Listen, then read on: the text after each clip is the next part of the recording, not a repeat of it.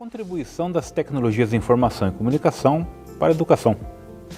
Parte 3. Tecnologia como recurso didático.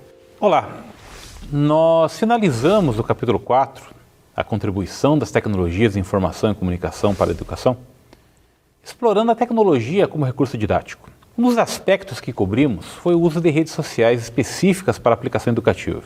Seus usuários trocam mensagens, compartilham fotos e comentam atividades recentes. Até parece o Facebook, mas não é.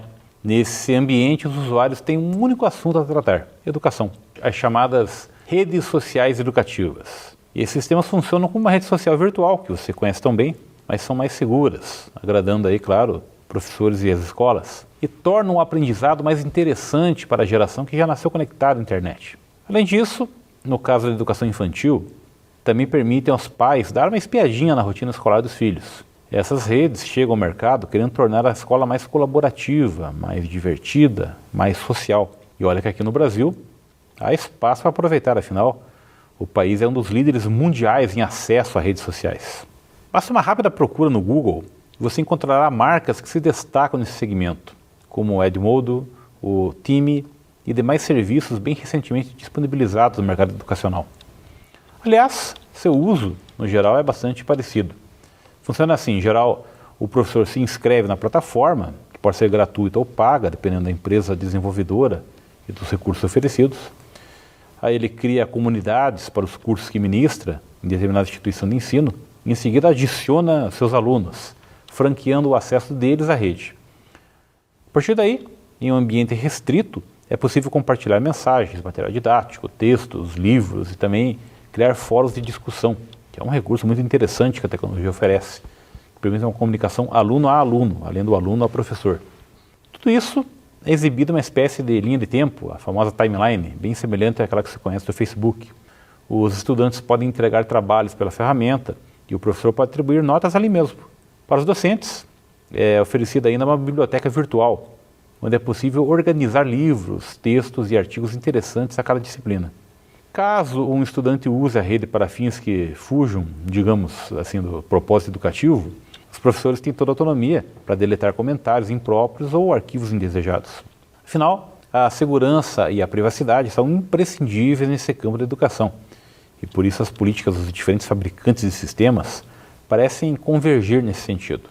De fato, existe sempre aquele medo de perder o controle da situação, uma preocupação permanente e típica dos docentes. A bem-sucedida experiência que essas redes vêm experimentando tem entusiasmado vários professores que ainda não tinham o hábito de usar um sistema assim, de rede social como ferramenta didática. Muitas vezes é assim: tem professor que fica até meio reticente no começo, desconfiado por não ter usado o sistema, mas assim que o conhece, geralmente acaba incorporando em suas aulas. Claro que não há uma obrigatoriedade, mas a gente vê por aí que muitos estão voluntariamente integrando a rede social aos seus cursos. Afinal, os professores ficam empolgados com a possibilidade de intercâmbio de ideias e compartilhamento de conteúdos e experiências no ambiente virtual, especificamente escolar, que agrega muito valor, sem sombra de dúvida. Claro que há uma faixa etária ideal no que diz respeito aos estudantes para que o sistema traga a melhor resposta. O trabalho costuma fluir bem, principalmente nos anos finais do ensino médio. E veja como é importante: em uma aula de atualidades, por exemplo, os livros didáticos ficam defasados, datados muito rapidamente. Uma notícia fica datada se precisar aparecer apenas em livros didáticos oficiais. Mas com a ajuda da internet fica mais fácil compartilhar material complementar com os seus alunos sobre fatos e acontecimentos que ocorreram bem naquele momento, bem naquela semana, bem naquele dia no mundo. Entre as ferramentas que fazem mais sucesso nas aulas, segundo relatos, está o quiz, aquele clássico jogo de perguntas e respostas. Se um ponto da matéria não foi bem assimilado pelos estudantes, o professor pode criar testes online que ajudam a fixar o conteúdo e, de quebra, até treinar para o vestibular. Se antes, no modelo clássico, os alunos torciam o nariz para as lições de casa, com esse novo ambiente virtual, eles parecem se empolgar muito mais em responder questões na internet do que no papel. Aproveite-se essa abertura, essa melhor receptividade, obviamente. Como funcionam as redes sociais educativas? Estudantes e professores não são os únicos que costumam se entusiasmar com essas novas ferramentas. Pesquisadores no campo da educação também parecem ver com bons olhos as redes sociais educativas. Afinal, esses sistemas permitem uma experiência educacional mais maleável, no sentido de que o professor pode adaptá-la segundo as necessidades da classe. Além disso, ela extrapola os muros da escola. O estudante passa a estar conectado ao saber, mesmo fora do período de aula. Isso é um ponto louvável no que diz respeito ao quanto a nova tecnologia agrega ao processo educacional. E olha só outro ponto positivo. Sites como o Edmodo, e falo bastante dessa marca porque, no meu ver, é hoje o principal nome em rede social educativa, sites como esse permitem a participação dos pais, mantendo-os atualizados sobre as atividades escolares dos seus filhos.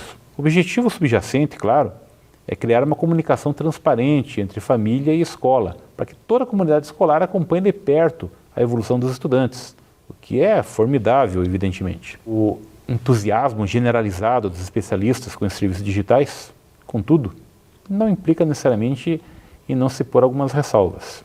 Afinal, tudo ainda é muito novo. São poucos anos de existência dessas redes e não houve tempo hábil ainda para medição de impactos, principalmente aqueles de longo prazo. Prudência é sempre uma atitude sábia. É preciso tentar evitar exageros, como de repente avaliar que essa é a salvação para todos os males da educação.